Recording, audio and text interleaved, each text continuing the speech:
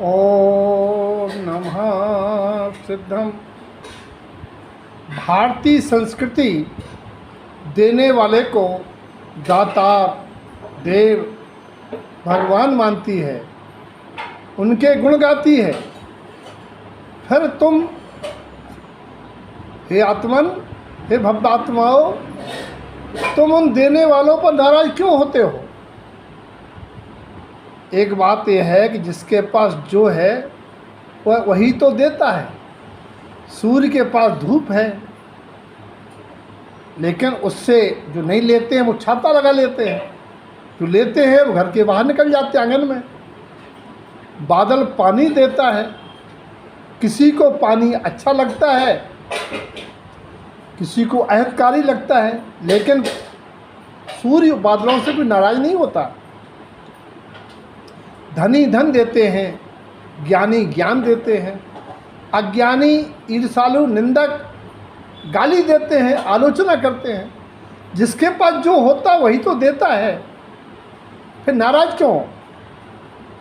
जो दे रहा है वो अपने लिए दे रहा है, अपने लेने को दे रहा है। जो देता है वो अपने लेने के लिए देता है। तुम देने वाले से नहीं लो तो देने वाला नहीं देगा। अगर वो दे रहा हो तुम नहीं ले रहे हो तो वो कहाँ दे रहा है? दे ही नहीं सकता। देने वाली वस्तु उसी के पास रहेगी अगर तुम नहीं लोगे तो। गाली देने वाले की गाली अगर तुम नहीं लोगे तो गाली तो उसी के पास रही ना। मेरी पोती अनवी कहती है, जो जैसा कहता है वो वैसा होता है। सुनकर बहुत अच्छा लगा। एक दिन कह रही, दादू बुरा ना बोलो, बुरा ना सुनो, बुरा ना करो। मैंने कहा, बेटा ये तो गांधी जी के 3 बंदरों का संदेश है। लेकिन वर्तमान में बीमारियों का, दुखों का की आहट है, बुरा न सोचो। पहले तो समारंभ ही होता ना, मन में विचार आते हैं। बिजली पावर हाउस में बनती है ना, तभी तो बाहर आती है।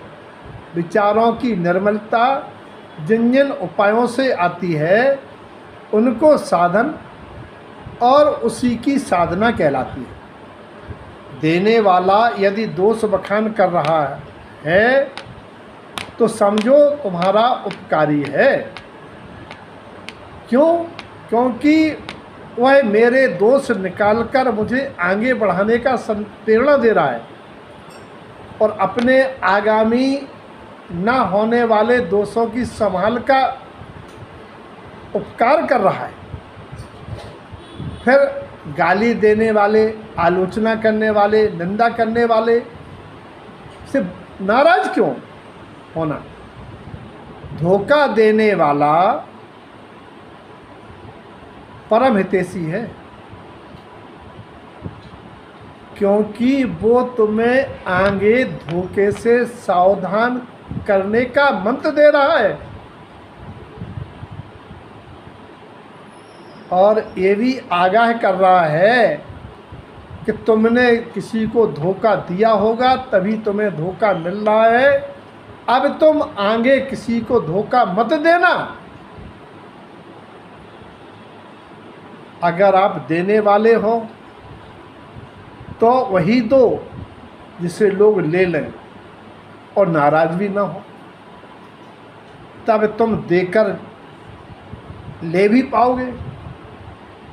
धर्म मार्ग हो या प्राकृतिक संसार मार्ग हो, बिना दिए किसी को कुछ नहीं मिलता भाई।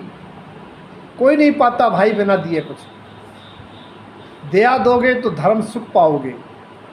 भगवंतों का उपदेश लेकर बुराई छोड़ोगे तो धर्म सुख पाओगे।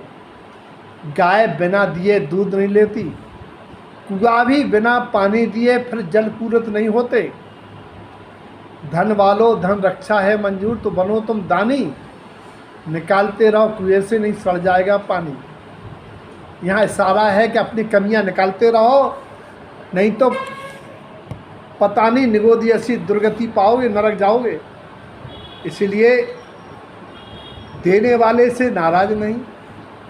और देना है साधु संतों को तो अपनी बुराई देना छोड़ना।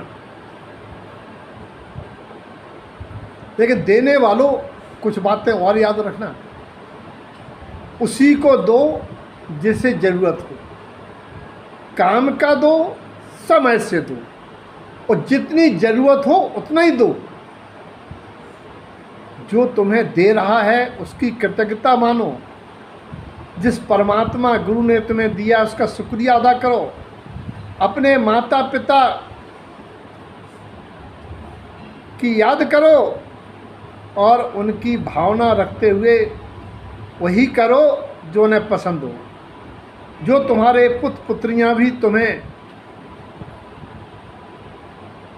जो तुम अपने पुत्र पुत्रियों को दोगे वे तुम्हें वही लौटाएंगी।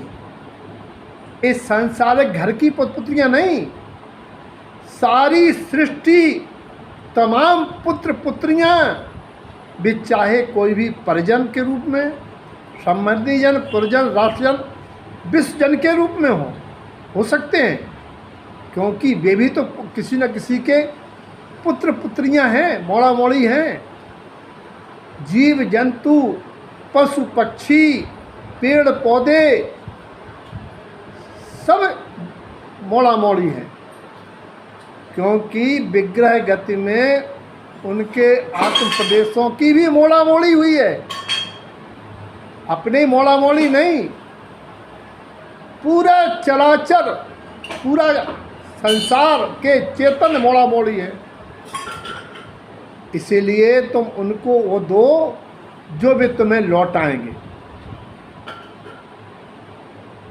और जो दे रहे हैं उन्हें समता से ले लो। यदि तुम्हें रुचिकर नहीं है उनका देना तो सुधार कर देना सीख लो, नाराज मत हो।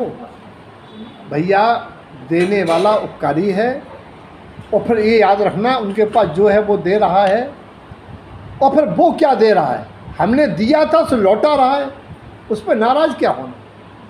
सबके जीवन में सद्विचार आवे, सबका कल्याण का मार्ग बने, ऐसी मंगल भावना।